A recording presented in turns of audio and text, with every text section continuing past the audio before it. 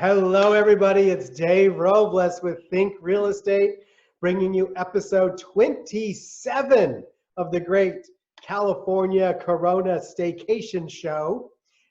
This is a fun show. We are with Erica Mazur, who is a stager. Erica, welcome to the show.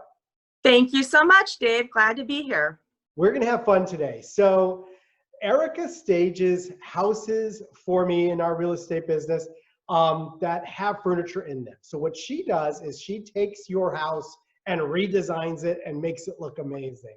And a funny story in how we met, years ago, Jenny and I wanted to redo our living room, and I thought it was great the way it was. So I went away on a business trip, and Jenny found Erica, called her up, and they redid the living room while I was out of town. And I came back and it was like, oh my God, I love it. So since then, she's redone it again. This is the newest version. It's a big room. And anyway, she does amazing work. And Thank you. she's gonna share with us some tricks and some things that she's done. We're gonna go look at some pictures of houses that she has staged for us in our real estate business. And she's going to say why she did certain things. But Erica, tell us a little bit about you after my long rant intro. Oh, sure. So my degree actually is in architecture.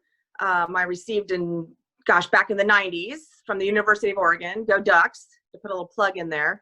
And so overall, I kind of fell into staging after a couple years working in architecture, and I love it. This is what I was born to do. So in 2000, I started my company, House Calls Interiors, and I specialize in using what people already own. So back in 2000, there wasn't a lot of people like me staging. People, you stage homes? Oh, you're just going to come in and rearrange my furniture? Oh, my stuff is so ugly.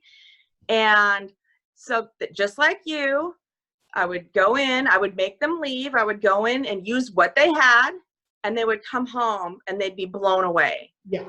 So this translates very well to putting houses on the market, because obviously you want your home to look the best it can look when it goes on the market without spending a lot of money. Oh, totally. And, we're so worth it.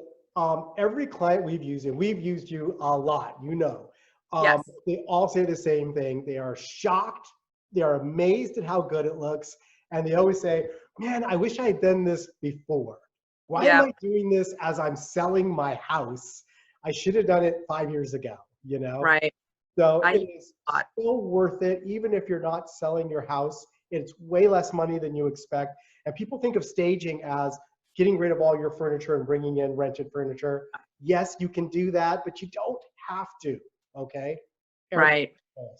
Okay. We're gonna do something we haven't done yet on the show, and that is me screen sharing. So this could be really bad or potentially embarrassing, but let's give it a shot. Okay. Okay. What do you see, Erica? Okay, I see the living room. Okay, good. This is a house in Glendale that she did a couple years ago. Tell us what you were thinking when you did this. Okay, well, this was a really nice couple, beautiful older Glendale home with the typical hardwood floors, beautiful fireplace, big picture window. Yep. And we really need to show those elements off. Yeah. Their furniture is pretty traditional, so we needed to make this room really kind of pop. So one of the tricks that I use is to put furniture on angles. Yeah. In this case, we put the sofa on an angle and the chair on an angle with the fireplace. So when you walk into this room, these pieces are flanking the fireplace, so the fireplace becomes the focal point of the room. Right. And then also we opened up that big picture window because I think originally that sofa might have been in front of that window. I can't even remember. Yes. But you know, the other thing to remember too is this house is being staged before it's sold. So we wanted to attract buyers, right? And there was a formal entry. So when you walked into this house, boom, you were right in the living room. And we needed to have, you know, because we had 100 people at that open house, and we needed to have an easy way for people to get into the house and see the house, because it was all about selling the house too. So. Right. And I believe the entry to the home was opposite the sofa. Right. And Yeah, exactly. Right there. yeah. Right. So that way, when clients walked in, they'd see that fireplace, and then hopefully their eye would turn a little bit and look at that big picture window and see that beautiful view out that window. If the sofa was in front of that window, that view would be blocked. Yeah. So, right. So I think that really worked. And then obviously the rug does not have to be on the angle. Right. So I use that trick a lot. I'll put the sofa on an angle, and then the rugs will be straight or opposite. The seating will be not on an angle, but the rug will be. Just to add a little bit of interest to a room. Let's go to another one. Okay. What do you see? Are you still there? Yes, I'm here. Oh, Dave, I lost you. I'm here. Okay. Can you hear me? I'm Okay, here. yeah. Okay. Yeah, good. I can hear you too. What do you see? Okay, I see the bedroom. Okay, so this was the master bedroom. Again, I believe it was the same home. Yep. And a lot of these older homes don't have the traditional master bedroom as modern homes. They don't have the ensuite, big, beautiful bathroom. So we want to make these rooms look as luxurious as possible. So one great thing that these people agreed to do was paint. So this was just a very neutral, fresh paint color that they did. So when I went back to stage, I needed to make this bed look as nice and simple and clean as possible with what they had. So they're not going to go out and buy, hundreds of dollars worth of bedding. But so here's my realtor tip. If you're Yeah. going to have bedding, make it solid, make it neutral. Yes. I think white. I think if you're staging, white bed, white curtains is never the wrong staging move, personally. Absolutely. Because I can always add a pop of color where I want it. You're giving me like a nice clean palette to work from. So in this case, the pop of color is that red pillow on the bed, which I believe was probably in another room somewhere. Yeah, you borrowed it. Yeah, so we just had a nice simple white bedspread. We added the charcoal blanket. So a lot of times when I stage, instead of making the bed with the blanket on the inside to create more layers on the bed to make it look more luxurious, I'll put the blanket on the outside. Right. Okay, so that's what I did in this case. All right. They did not have matching nightstands, so I created that by using a dresser, a small dresser on one side and a pedestal table on the other side. Cool. And 2 matching lamps, and it looks like a master bedroom. So simple, clean, open. Yeah. Next. Can you see it? Bathroom. Yes, I see it. Okay, so this was an example again of just very simple and clean. We've got the nice white towels that solid white, you cannot go wrong. This bath obviously has a pedestal sink. So a lot of times when there are pedestal sinks, people think they're beautiful, they're interesting, but then how do you live with one? So most people will have an extra type of storage piece in that bath. So if you're staging, you need to take that out. So I believe they had like a big basket underneath that sink filled with their toiletries and things. So we needed to take that out. Yep. But and you know what? How you stage a house for sale is different than how you might live with it on a daily basis. But you can still incorporate some of that. Right. So the other thing we had to do, sorry to go back on that one real quick with bathroom, we took out the trash can, the toilet brush, the scale. There we go. Yeah. So those are things you want to put away when you have your house on the market. Oh, for sure. We all have them, part of our daily life, but put them away, and it was a little inconvenient. They had to put them in a closet in the hall, but it paid off because that bathroom just looked really fresh and clean and showed really well. Yeah, so. Agreed. What do you got here? Okay, I got the living room in the loft. Ooh, let me go to the other picture. Try this. Okay, there we go. That shows it a little bit better. Okay, so Dave, how many square feet was this loft? Oh my God. I want to say it was maybe 800 square feet. And that was a Right, bedroom there too. Not, probably right, not even, probably smaller than that. yeah.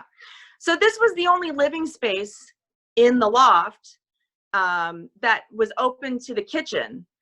They had a sectional, which I broke up. This is a huge trick that I use if I can do it and if it makes sense. I Yeah. don't just do something just do it. It has to make sense for what I'm trying to accomplish. So what I was trying to accomplish in this room, obviously, is make it feel bigger, more open, more space. So those two cream colored seating pieces was actually a sectional that I ended up breaking up to make into a love seat and a sofa.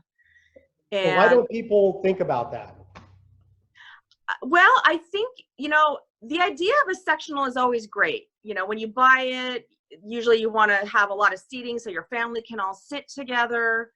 But it's not necessarily the best looking for selling your home, because usually it's a very heavy, solid piece on one side of the room, where I'm trying to achieve balance in a room.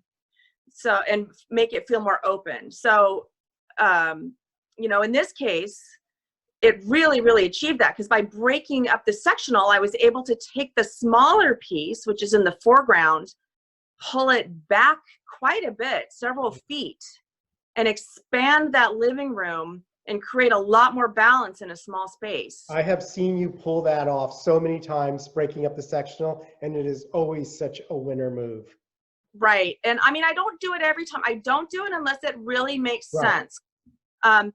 People get very kind of worried about, okay, if there's hardware that's showing on the side, because a lot of sectionals are attached by, special hardware. Right. It's easy. Take a screwdriver, unscrew that bracket, put an end table there to cover it up, put a throw there to cover it up. It's well worth it if you're tired of your seating. And you have so many more options when you try this trick. And then again, you see in here, you see that the carpet's on the angle. So there's that trick from before where I used an angle in there just to make it more interesting. Didn't have to, most people would probably put the rug straight with the furniture on the right angle, but by using a 45-degree angle, it just draws the buyer's eye back. Well, this is where I think your degree in architecture comes in, because I mean, you've done really great things for our space, like our son's room when he wanted to redo that and turn it into the loft or whatever that it is. Right. And then my office, you did that one. I mean, two kind of small spaces that you just made look, ginormous. Well, it's funny, Dave, because I think I developed that skill from living in a very small dormitory room in college. And it was like crazy small. Yeah. And so I always got used to living in very small spaces, and not only making them functional, but beautiful. Yeah. And thinking outside the box. You really have to. So don't be afraid to try. I mean, it's only if you're rearranging a room, try a bunch of things. I don't always get it right the first time, and I will push furniture around and try different things until I know it's right. Right. One thing that people might want to invest in is a set of sliders. You can get them at any hardware store. They're little plastic discs. Some of them have a slippery surface, so you can use them on carpet. Right. And some of them have a felt surface, so you can use them on hardwood floors. Get a set of those, put those underneath your seating pieces, and then it makes it much easier to push the furniture around. I can do these jobs on my own. Yeah, totally. We're strong. Every job you've seen, I've done it on my own because I'm able to use those sliders. So go to the next picture here. Yep. Do you see it? I do. I see the living room. Yes. All right. Here's another sectional broken up. Exactly. So originally, this sectional had that chaise lounge piece that was on the far side of the sofa, blocking that wood burning fireplace. Yep. Which is a huge selling point. So I needed to come up with a way to show that fireplace off, and again, create that balance. With the sectional all in one piece, the room felt very off balance, kind of lopsided. So breaking it up I was able to put them opposite each other.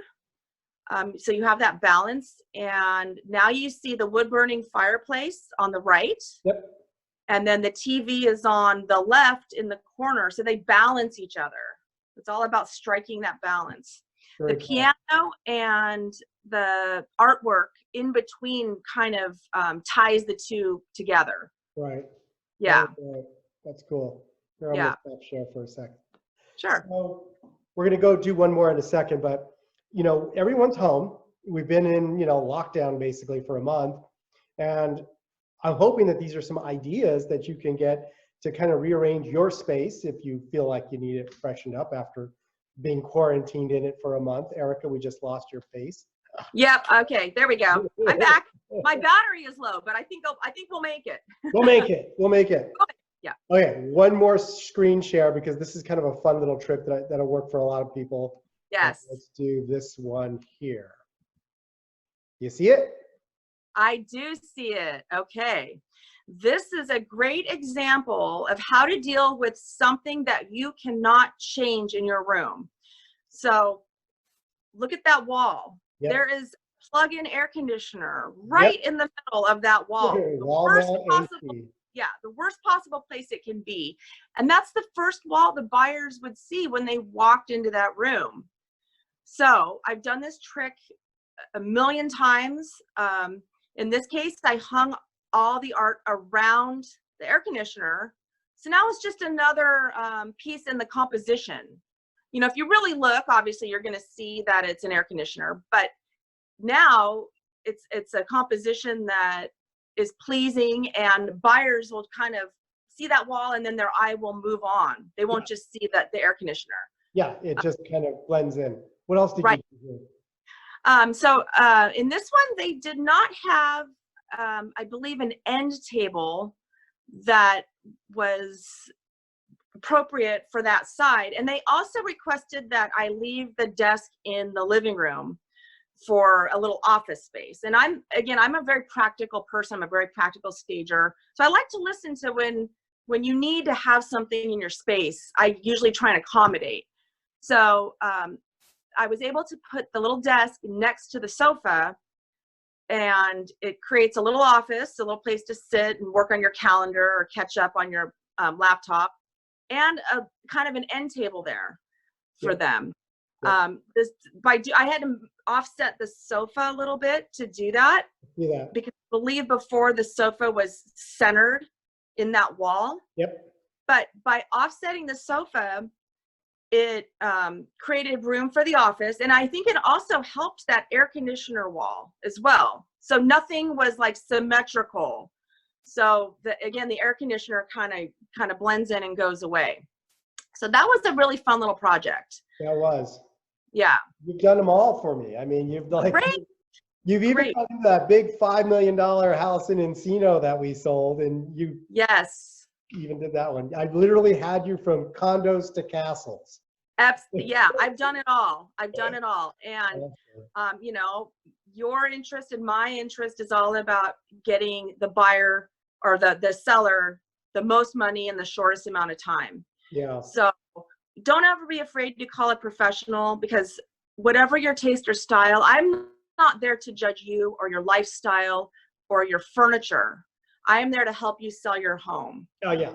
Or even if you're not selling and you just want to freshen things up to live in a different environment without redoing all your furniture, you don't have to do that. Just, you know, call her. Exactly. I mean, especially in this time, it's not like we can all go out and buy furniture right now. Yeah, right.